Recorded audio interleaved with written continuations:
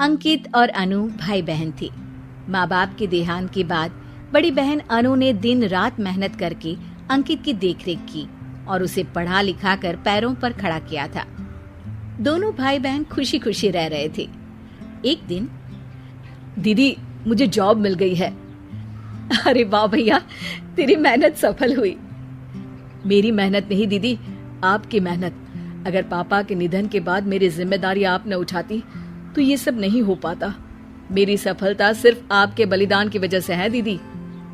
कुछ महीनों बाद अंकित की शादी सीमा से हुई। सीमा बड़ी ही चालाकी से अनु से मीठा मीठा बोलकर घर का सारा काम करवा लेती थी और खुद अंकित के साथ घुमा फिरा करती थी। वैसे तो वो सिर्फ खाना बनाने का काम ही घर में करती थी, लेकिन अब उसे उससे भी छुटकारा चाहिए था। इसीलिए एक दिन, दीदी मेरे हाथ का खाना अंकित को पसंद नहीं आता, क्या आप खाना बना दोगी प्लीज? अरे हाँ, ये भी कोई कहने की बात है, जरूर। सीमा इस बात से मन ही मन बड़ा खुश होती है और अगले दिन के झाड़ू पोछे के काम से छुटकारा पाने के लिए एक और तरकीब लड़ाती है। हॉल में जोर जोर से कराहने लगती है। उसके कराहने की आवाज सुनकर अनु हॉल में भागती हुई आती है। क्या हुआ सीमा? दीदी लगता है मेरी कमर अकड़ गई है। वो क्या है ना, मुझे झाड़ू पोछा करने की आदत नहीं है ना। मेरी मम्मी पापा ने मुझसे कभी ये काम नहीं करवाया। अरे कोई बात नहीं, झाड़ू पोछा ही तो है, मैं कर लिया करूंगी।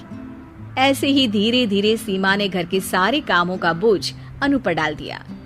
घर का सारा काम अनु करती थी, फिर भी सीमा को अनु से छुटकारा चाहिए था। इसलिए एक दिन वो अंकित के ऑफिस से लौटने से ठीक पहले ढेर सारे कपड़े लेकर धोने का नाटक करने बैठ जाती है। अरे सीमा, इतने कपड़े? अब क्या करूं, अकेली पड़ जाती हूँ। करना तो मुझे ही है ना। अरे दीदी से मदद ले लेती। अच्छा, ताकि सारा जमाना कहे कि भाभी बड़ी ननद से काम करवा रही है। और वैसे भी दीदी ने तो साफ कह रखा है मुझे कि तुम आज जो भी हो सिर्फ उनकी वजह से हो, इसीलिए अगर उनके बनाए इस घर में रहना है तो काम करना ही पड़ेगा। ये सब सुनकर अंकित को बहुत गुस्सा आ गया। उसने अनु को बुलाकर कहा, दीदी ये घर पापा ने बनाया था और इसमें मेरा भी हिस्सा है और मुझे वो चाहिए। ये सुनकर अनु को बुरा तो लगता है, मगर वो दूसरे ही दिन घर का बंटवारा करने के लिए वकील के पास चली जाती है। वहां से लौटते हुए अनु का एक्सीडेंट हो जाता है, जिससे वो दोनों पैरों से अपंग हो जाती है। अब मजबूरन उसकी पूरी देखरेख सीमा को करनी पड़ती है।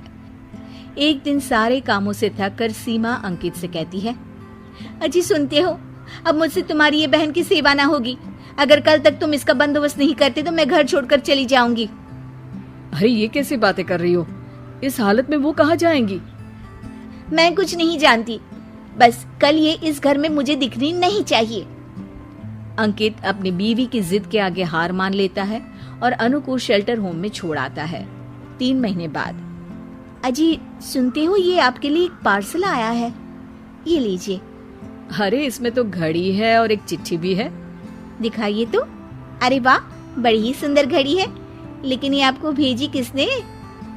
पता नहीं, शायद चिट्ठी में कुछ लिखा हो।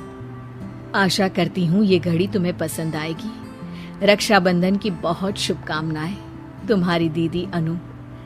चिट्ठी पढ़कर अंकित की आंखें भर आती है। मैं दीदी को लेने जा रहा हूँ सीमा। अरे घड़ी भेज तो दी उन्होंने, अब क्यों जाना उनके पास? देखा सीमा, दीदी हमसे दूर जाकर भी हमारे बारे में ही सोचती है, और एक हम है जो उनकी सेवा से बचने के लिए उन्हें शेल्टर होम छोड़ा है। तुम्हारी बातों में आकर मुझसे ये क्या पाप हो गया? मैं जा रहा हूँ दीदी को लेने, और जब मैं वापस आऊं तो तुम मुझे हमारे घर में मत दिखना। इतना कहकर अंकित अनु को लेने निकल जाता है। वहां पहुंचकर, दीदी मुझे माफ कर दो, मैं तुम्हें लेने आया हूँ। भाई आज तो राखी है, आज तो मैं मना कर भी नहीं सकती। दोनों घर पहुंचते हैं। अरे सीमा, तुम अभी तक यहीं हो? निकल जाओ इस घर से। अरे वाह अंकित, फिर वही गलती कर रहे हो तुम। सीमा, तुम कहीं नहीं जाओगी। दीदी मुझे माफ कर दो, मुझसे गलती हो गई। सीमा, आज ये समय माफी मांगने का नहीं है, राखी की तैयारी करने का है। चलो तैयार हो जाओ, तुम्हारे भैया के घर भी तो जाना है ना।